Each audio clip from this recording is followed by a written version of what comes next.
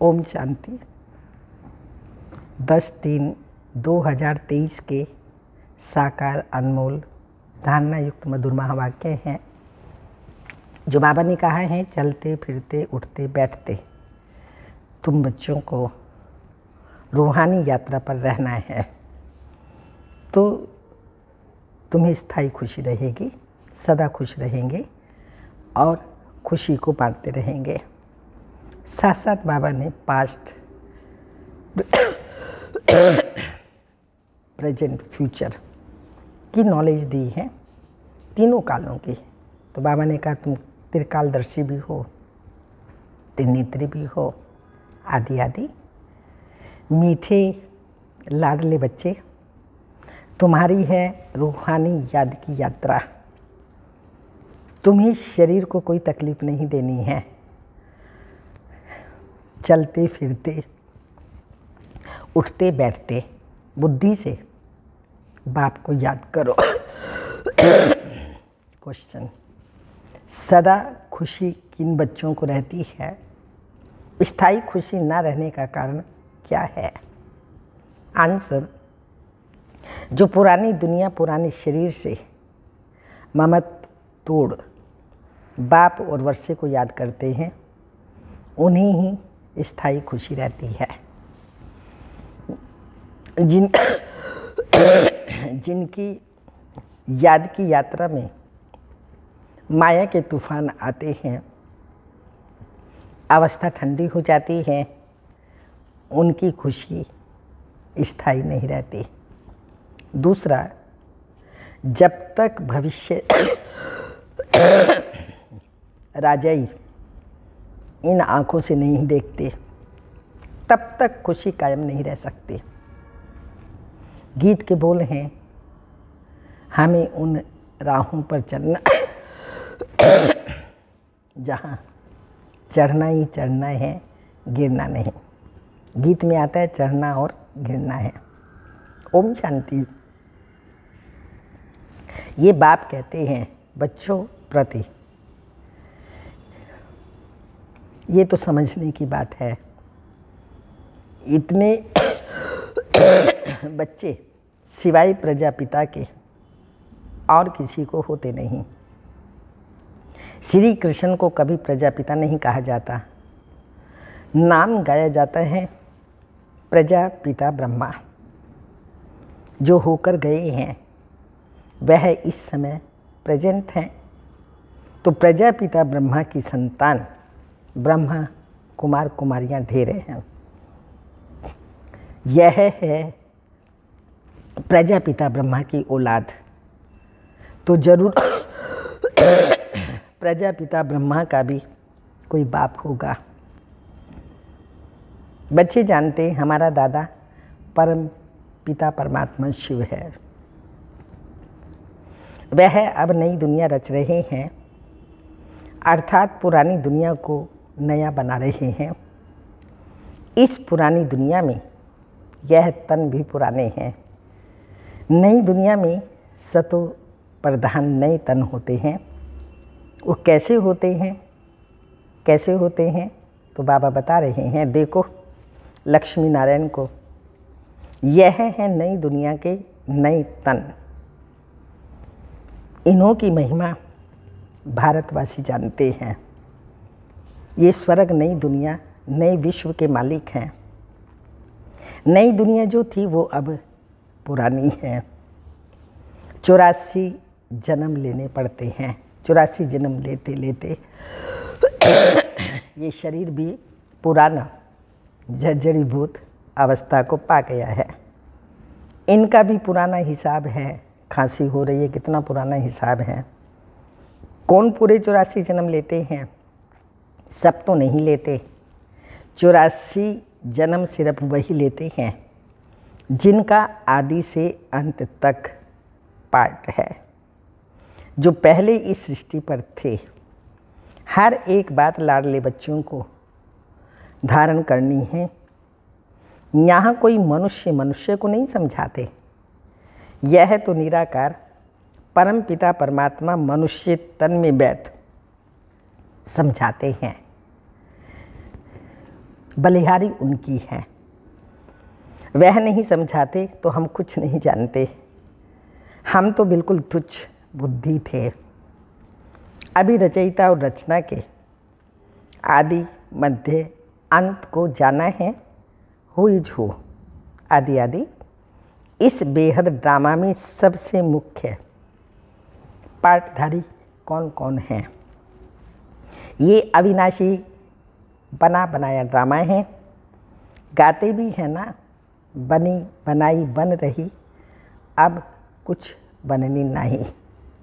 चिंता ताकि कीजिए जो अनहोनी हो। गायन भक्ति मार्ग में करते हैं और प्रैक्टिकल हम इन बातों को ब्रह्मा कुमार कुमारियाँ धारण करते हैं कि जो कल्प पहले हुआ है वही हो रहा है, वही होना है, उसको कोई भी रोक नहीं सकता। इसलिए हर बात को हमें स्वीकार करना होता है, जिससे हमारी स्थिति मजबूत रहे, सुखी रहे, दुख ना हो। परंतु यह अभी समझाया जाता है ये ड्रामा का खेल कैसा बना हुआ है। तो बाप समझाते हैं, लाडले बच्चे, यह तो तुम जान गए हो कि तुमको यात्रा पर चलना है। मनुष्य यात्रा पर बहुत कष्ट सहन करके जाते हैं। अभी तो एरोप्लेन, ट्रेन आदि बहुत सहज निकली हैं। आगे तो मनुष्य पैदल जाते थे, चलते चलते तूफान लगते थे, मनुष्य बेहाल हो जाते थे। फिर कोई वापस भी लौट आते थे। तो आधा कल्प द्वापर से लेकर जिस्मानी यात्राएं चलती हैं। भगवान के जड़ चित्र पूजे जाते हैं जो होकर जाते हैं, उनके जड़ चित्र बनाते हैं। चैतन्य में तो भगवान मिल ना सके। शिवलिंग, हाँ, जो जड़ चित्र है जगह जगह बनाए हुए हैं, शिवलिंग आदि ये सब जड़ चित्र हैं। जड़ चित्रों को देखने के लिए यात्रा करते हैं। यह एक भक्ति मार्ग की रस्म है। जानते हैं, हाँ, परंतु कोई की भी बायोग्राफी को नहीं जानते कि यह कौन है, कब आए थे। शिव जयंती मनाई जाती है, परंतु उनको भी जानते नहीं हैं। आजकल तो इस उत्सव को भी उड़ा दिया है, क्योंकि इनका नाम रूप आदि प्रलोप होना ही है। अभी तुम जानते हो, ऊंचते ऊंच ज्ञान का सागर है। सागर से अभी हमको ज्ञान मिल रहा है। वही बेहद का बाप अभी प्रैक्टिकल में है। अमरनाथ भी शिव बाबा ही है ना। दिखाते हैं बर्फ का लिंग बन जाता है। मनुष्यों को ठगने के लिए गपोड़े तो बहुत लगाए हैं। तो उस जिस्मानी यात्रा पर तकलीफ बहुत होती है। यह है रूहानी यात्रा। इसमें शरीर की कोई तकलीफ नहीं है। तुम बच्चे समझते हो हम बेहद के बाप के बच्चे हैं। भक्ति मार्ग में जन्म जन्मांतर याद करते आए हैं। अब स्मृति आई है। बाप कहते हैं तुम 63 जन्म ढूंढते ढूंढते उतरते गए। पहले एकदम नोदा भक्ति करते हैं, फिर भी दुनिया को तमो प्रधान तो होना ही है। झाड़ वृद्धि को पाता है जरूर। एक भी मनुष्य वापस मेरे पास आ नहीं सकते। नाटक में सबको अपना अपना पार्ट बजाना होता है। सतो रजो तमो में आना है। नंबर 1 का ही मिसाल लो। नंबर 1 लक्ष्मी नारायण सतो प्रधान थे। फिर प्लस में माँ को रखते हैं। माताओं को लिफ्ट देनी होती है। पहले लक्ष्मी फिर नारायण। माताओं का नाम ऊंचा किया जाता है। माता सदैव पति वर्ता होती है। पुरुष कभी पत्नी वर्ता नहीं होते। वंदे मातरम कहा जाता है। इस समय तुम बाप के बने हो तो तुम हो जाते हो ब्रह्मा कुमार ब्रह्मा कुमारियाँ। माता गुरु बगैर कभी किसी का उद्धार होता नहीं। गुरु बहुत ढेर के ढेर हैं। फिर भी कलयुग घोर अंधियारा हो गया है। कितने गुरु गोसाई हैं। कहाँ कहाँ हरिद्वार आदि में उन्हों के मंदिर बने हुए हैं।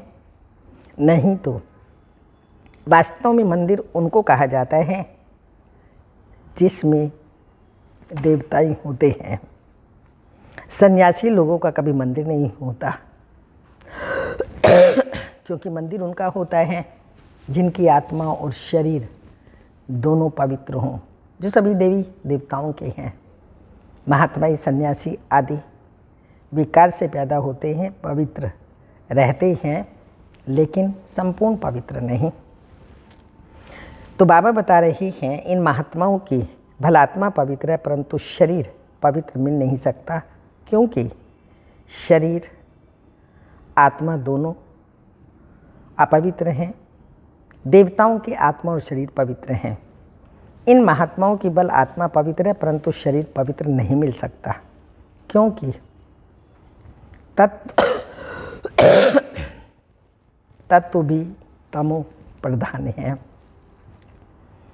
अभी तुम देवता बन रही हो। बनाने वाला परमपिता परमात्मा, यह सतो प्रधान संन्यास है। वह है रजो प्रधान संन्यास।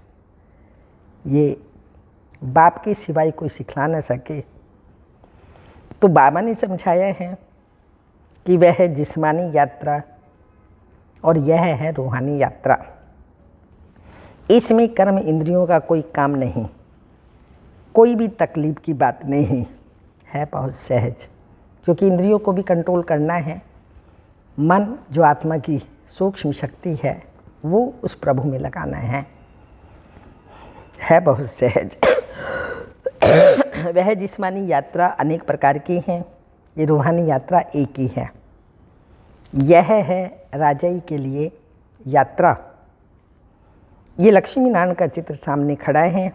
दुनिया थोड़ी जानती है कि इन्होंने ये राजयोग की यात्रा कर ये पद पाया है। तुम बच्चे जानते हो इन्होंने ये प्रारब्ध कैसे पाई। कोई ऊपर से नई आत्माएं तो नहीं आई जिनको भगवान ने राजाई दे दी, नहीं। इन्हों को पुराने से नया पाठ नया बनाया हुआ है, जिसको रिजुनेट व काया कल्पत्रु कहा जाता है। तो बाप बैठ समझाते हैं इन्होंने रूहानी यात्रा की थी। श्री लक्ष्मी नारायण ने राजयोग बल की यात्रा से यह ऐसे बने। बाप राजयोग और ज्ञान सिखलाने आते हैं, तो तुम्हारी अब यात्रा चल रही है। तुम बैठे हुए अथवा चलते फिरते उठते बैठते यात्रा पर हो। तुम सिर्फ बुद्धि से बाप को याद करते हो, याद से ही डोरी पहनते हो और तुम्हारे विकर्म विनाश होते हैं। जितना जल्दी विकर्म विनाश होंगे उतना जल्दी बाप के गले का हार बनेंगे। तुम अब वह चार धाम आदि नहीं करते। वह सब भक्ति मार्ग की जिस्मानी तीर्थों पर जाए, वहाँ से फिर लौट आकर के घर में विकारों में जाते हैं। जितना समय यात्रा पर रहते हैं उतना समय निर्विकारी रहते हैं। आजकल तो हरिद्वार में जाकर देखो, पंडे लोग भी गंदे होते रहते।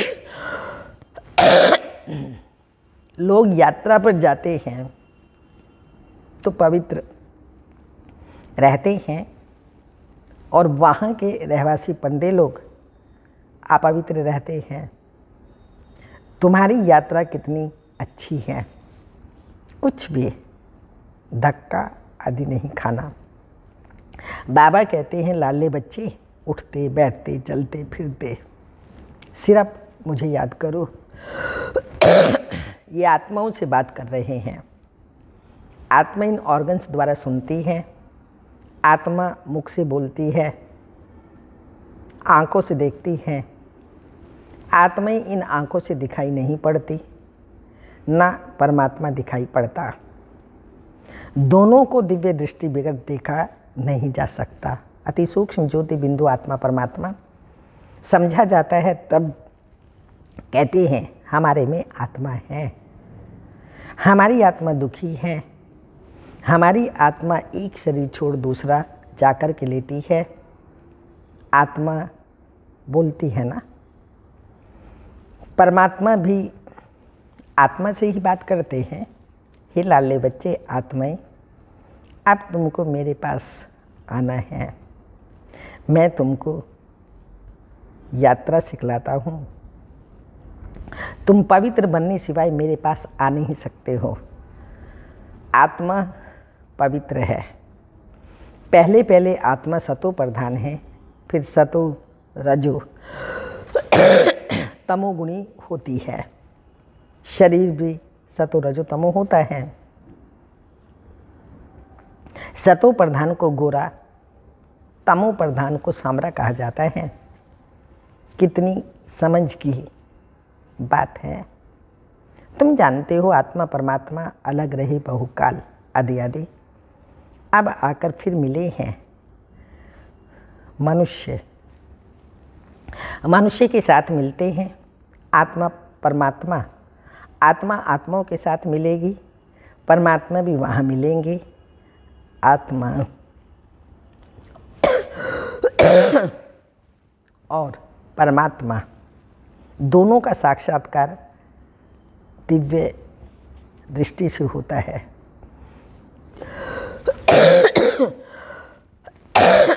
क्योंकि वह अति सूक्ष्म है, स्टार है। अब कोई भी साइंस घमंडी नहीं जो कहे आत्मा की प्रवेशता कैसे होती है। इन बातों का उनको बिल्कुल पता नहीं है। मोस्ट बिलवेड बाप है। भक्ति मार्ग में आधा कल भक्त भगवान को याद करते हैं। ऐसे नहीं कि सब भगवान हैं। सब भगवान हो तो भक्त आराधना वंदना साधना क्यों करते हैं, किसके लिए करते हैं। सभी मुक्ति जीवन मुक्ति चाहते हैं, क्योंकि दुखी हैं। चाहते हैं शांति हो, परंतु विचारों को ये पता नहीं है शांति धाम किसको कहा जाता है, मुक्ति कहाँ होती है, यह भी नहीं जानते। कहने मात्र सिर्फ कह देते हैं पार निर्वाण गया, जानते कोई भी नहीं।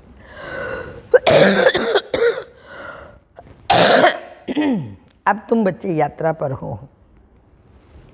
बाप कहते हैं बच्चे संभल कर चलना। तूफान तो बहुत आएंगे, तुम याद करने की कोशिश करेंगे, माया बुद्धि योग तोड़ देगी, फिर वह अवस्था ठंडी हो जाती है, खुशी का पारा हट जाता है। नहीं तो खुशी का पारा स्थायी रहना चाहिए। इन आँखों से वो राजाई देखते हैं तो खुशी कायम रहती है। यहाँ तो बुद्धि योग से जानते हो राजाई मिलती है। राजाई के लिए ही हम पढ़ रहे हैं। इन आँखों से नहीं देखते हो, इसलिए माया घड़ी घड़ी भुला देती है। बाबा कहते हैं ग्रस्त व्यवहार में रहते हुए कमल फूल समान रहो। पुरानी दुनिया पुराने शरीर सबसे ममत तोड़ते जाओ। एक बाप को याद करो। पहले तुमको बाप के पास जाना है और फिर नई दुनिया में आना है। बाप और वर्षे को याद करो, और फिर जब हम यहाँ आएंगे तो वह होगी प्रारब्ध, उसको याद नहीं करेंगे। अभी हम पुरुषार्थ करते हैं भविष्य प्रारब्ध पाने के लिए। यहाँ मनुष्य पुरुषार्थ करते हैं यहाँ की आजीविका के लिए। हम भविष्य की आजीविका के लिए पुरुषार्थ करते हैं। ग्रस्त व्यवहार में रहते फिर वह कोर्स भी उठाना है। प्रारब्ध भोगते हो, तुम जानते हो। हम भविष्य बनाते हैं, वहाँ प्रारब्ध भोगेंगे। वहाँ याद नहीं रहती कि हम ये प्रारब्ध कैसे भोगते हैं। फिर तो पुरुषार्थ भी याद पड़े। पुरुषार्थ और प्रारब्ध दोनों ही भूल जाते हैं तो प्रारब्ध भोगते रहते हैं। पास्ट का पता नहीं रहता। अभी तुम पास्ट, प्रेजेंट, फ्यूचर को जानते हो, और कोई मनुष्य नहीं जो पास्ट, प्रेजेंट, फ्यूचर को जानते हो। इसको कहा जाता है त्रिकालदर्शी। बाबा ने रूहानी यात्रा और जिस्मानी यात्रा का कंट्रास्ट भी अच्छी रीति समझाया है। जिस्मानी यात्रा जन्म जन्मांतर करते आए हैं, ये रूहानी यात्रा है एक जन्म की। स्वर्ग में जाएंगे फिर लौट कर इस मृत्यु लोक में आना नहीं है। अच्छा, मीठे मीठे सिक्के लदे बच्चों प्रति माता पिता बाप दादा का याद प्यार। Good morning, diamond morning. रूहानी बाप की रूहानी बच्चों को नमस्ते। हम रूहानी बच्चों की रूहानी माता पिता बाप दादा को याद प्यार। गुड मॉर्निंग, डायमंड मॉर्निंग, ओम नमस्ते। धारणा के लिए मुख्य सार हैं। सतो प्रधान संन्यास से आत्मा और शरीर दोनों को पवित्र बनाना है। पुरानी दुनिया और पुराने शरीर से ममत तोड़ देना है। सेकंड पॉइंट, त्रिकालदर्शी बन पास्ट, प्रेजेंट, फ्यूचर को बुद्धि में रख पुरुषार्थ करना है। नॉलेज को धारण कर स्थायी खुशी में रहना है। वरदान है पुरानी हिसाब किताब को समाप्त कर संपूर्णता का समारोह मनाने वाले बंधन मुक्त भाव। इस पराये देश में जब सभी बंधन युक्त आत्मा बन जाते हैं तब बाप आकर स्वरूप, आत्मा का क्या स्वरूप है, और स्वदेश की स्मृति दिलाकर बंधन मुक्त बनाए स्वदेश में ले जाते हैं और स्वराज्य अधिकारी बनाते हैं। तो अपने स्वदेश में चलने के लिए सब हिसाब किताब के समाप्ति का समारोह मनाओ। जब अभी ये समारोह मनाएंगे तब अंत में संपूर्णता समारोह मना सकेंगे। बहुत काल के बंधन मुक्त ही बहुत काल के जीवन मुक्त पद को प्राप्त करते हैं। स्लोगन, अपने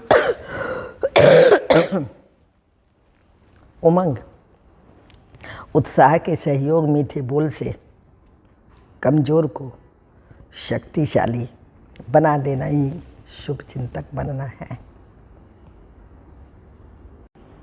आज का व्यक्ति इशारा, बचत करने का सहज और श्रेष्ठ तरीका अपनी बुद्धि का, वाणी का, कर्म का, हर समय का प्रोग्राम फिक्स करो। जैसे बजट बनाते हैं तो उसमें फिक्स करते हैं इतना खर्चा इस पर करेंगे, उस अनुसार ही फिर खर्चे को चलाते हैं, तब बजट प्रमाण कार्य सफल हो सकता है।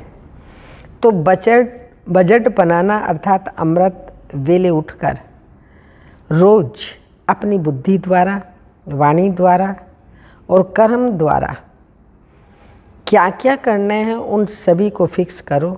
रोज की डायरी बनाओ और उसी प्रमाण कार्य करो। ओम शांति।